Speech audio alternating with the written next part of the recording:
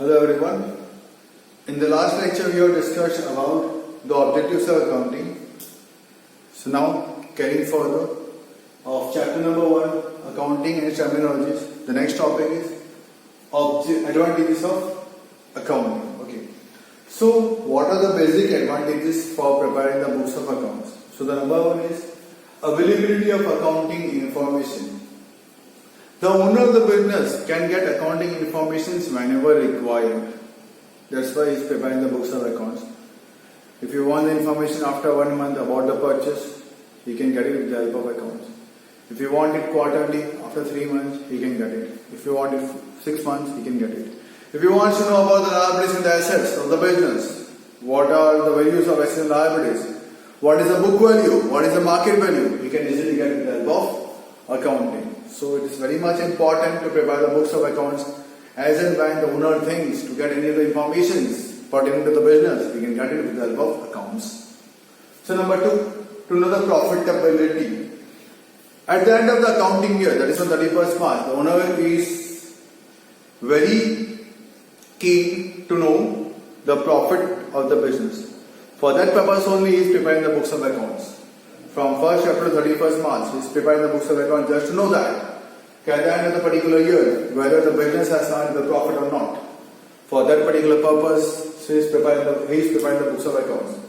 So it's very much useful for the business, even for the businessman, to know the profitability of the business. So it is very much helpful. To know the financial status. The business will come to know about the assets and the liabilities if they have prepared the books of accounts. Okay, financial status. What is my economic conditions? Whether my assets is more, whether my liabilities is more. The amount of assets which I have recorded in the books of accounts and the value of the assets in the market, are they both same or not? Whether my market value is more or less. Whether my book value is more or less. Whether I will be earning interest, whether I will be earning profit or not by selling the assets. So these all informations can be known with the help of accounting. Tax planning, very much important. We are preparing the books of accounts so that we can plan the tax, not pay the tax. Paying tax and planning tax are both a different thing. Based on the budgets or based on the past performances and past years, okay, the amount of tax which we have paid, okay, now the amount of tax which we want to pay, okay, so we have to plan for the tax, okay. At the end of the particular year, we are ascertaining that what amount of tax is to be paid. So for that we are planning. Our tax depend upon the profit, first of all. Tax depend upon the profits, okay. So at the end of the 31st March, before 1 month of that, February around, businesses used to calculate the amount of profit, ascertain the amount of profit. Okay, see, after 1 month, the 31st March, the profit of the business will be suppose 3 crores. If the business don't want to pay the amount of tax on 3 crores profit, then they will plan for tax. What planning? What planning they will do? They will try to curtail the tax. How? By giving charity. It is a relief under section 80C, the amount of charity. So different type of charities, and on that different action and sections were also available. Okay. So they will plan for the tax. Okay, what amount of tax they are ready to pay to the government. Valuation of the business. Valuation. Once again, if the ongoing running business is to be sold, for that purpose, the determination of purchase consideration. The determination of purchase consideration is very much important for the business point of view. Determining of purchase consideration means the valuation of assets and liabilities. When the business is to be dissolved, liquidated, band karna ho, at that time it is very much important to value the business. The valuing of business is not very much simple. So based on books of accounts only we can value. Whether market value is more or book value is more, we got to decide that. So for getting the book value, we have to prepare the books of accounts. Supposedly after 10 years, I have purchased the furniture for rupees suppose 3 lakh at the time of establishment in the year 2010. Okay, now it's 2020. Now I want to sell that particular furniture. So what will be its value? What will be its value? That I got to determine. I got to say. I got to tell to the purchasers. Okay. So the amount which I have to decide, it depends upon the books of the business. So once again, valuation of the business, valuation of assets and liabilities are dependent upon the books of accounts. Decision making. Okay. Whether my business is running efficiently or not, at what time I should purchase, at what time I should sell, I should purchase assets or not, I should pay off the liabilities or not, okay, I should repay the amount of loan, or shall I continue with the payment of interest. So these all decisions were taken depending upon the books of accounts, okay, as an evidence. Next point is as an evidence, okay. If we go for taking a loan from any of the banks or institutions, they will first ask the question, what you do? I'll tell, I am doing business. Which type of business? I'll let them know this type of business I'm doing. They will just tell me, bring your books of accounts for last 3 years. Bring your books of accounts for last 3 years. As an evidence, it is very much helpful. Whether I am doing legal business or illegal, whether my business is profitable or not, whether I am solvent or not, this all decisions depend upon the books of accounts. As an evidence, it helps us. Comparison with the past operations. As I told you, minimum 3 years books of accounts we got to maintain. Okay now. So we can easily compare.